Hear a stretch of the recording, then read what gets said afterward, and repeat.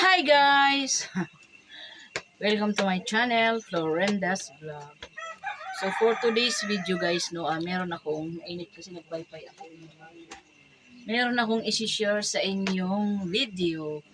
So, itong video na to guys ay pakiusap to ng aking kapitbahay, ng asawa niya, na kung pwede ko daw i-post doon sa kabila kay Lolo M. At siyempre, ipinost ko na rin dito,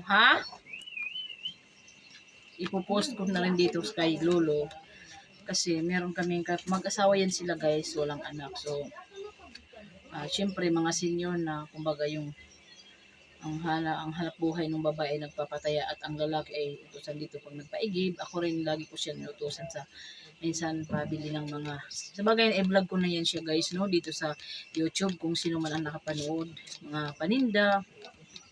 So nakiusap yung babae, yung asawa niyang babae na si Vicinta Soriano, na gusto niyang makontak or mahanap ang kanyang or makontak ang kanyang mga kamag-anak sa sa Tugigaraw or Cagayan Valley. Taga doon siya. Hindi ko alam kung magkaano ba yan guys, Cagayan or Tugigaraw.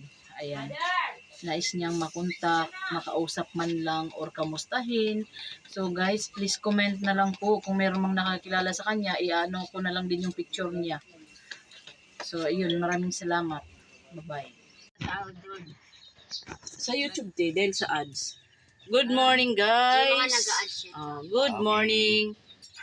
Nandito kami ngayon sa labas. So ayan guys, kung nakita niyo si Ignacio Lucero at ang kanyang asawa niya si Ate Tintay Vicinta. Guys, sa mga sa mga subscribers ko diyan, gusto lang sanang pa-share naman ito kasi gusto makita ni Ate Tintay yung or makontak man lang yung kanyang mga kamag-anak sa mga taga Tugigaraw kayo, te? O Cagayan Valley pala? Isa lang ba yun? Oo. Tugigaraw. Cagayan Valley siya. Yung mga kamag-anak niya na si Eduardo Soriano. Yan. Nakaisa.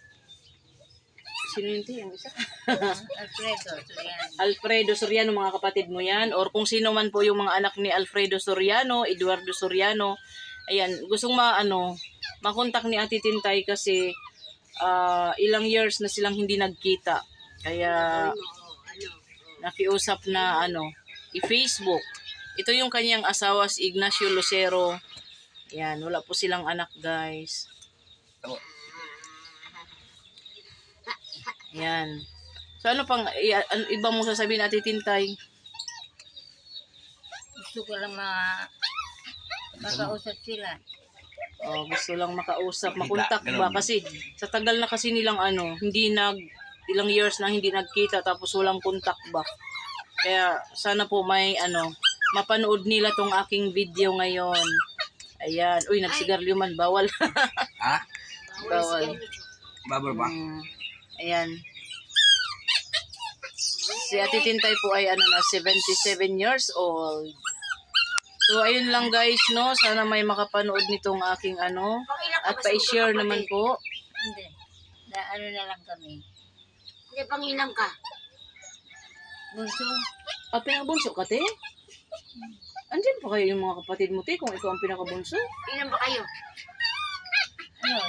Tatlo na lang kami. Dalawa lalaki sa ako. Pero andyan pa sila ngayon, te. Sa tingin mo kung ikaw ang Yung bunso. dalawa na yan, pang ilan yan? Sunod sa akin yun. Yung lalaki. Yung isa, yun, pangatlo. Ano pangatlo? Pangatlo tayo, ikaw bunso. 5 lang kami. Ikaw bunso pangatlo tayo. Hindi, pangatlo yun. Pangatlo daw si Yung baga, pang-apat. Siya ang pinakabunso pala. So, Ang ayun. pangalan yun. Siya. Hindi ko lang alam kung baka siguro andyan pa rin sila. Pero kung yung sa mga anak-anak na lang ba, yan guys, comment na lang po kayo sa baba. Malakas-lakas ka pa, hindi ka pa nagpunta-punta. Sana nakontak mo man lang or mo sila. Ilang years? Nasa 20 years, te? Magit. Magit na.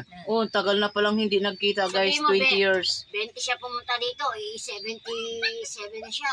Ibig sabihin mula nung nagbakasyon ka, mula nung pumunta ka dito, hindi ka na nakabakasyon? Nagkita naman. Kasama siya. Nakauwi pa rin. Umuwi kami doon. Pero nasa 50, may gitna. Oo. 50 years. Ayun lang guys, ayun yung aming panawagan. Paki-comment na lang po kung sino po ang nakakakilala ni Eduardo Soriano.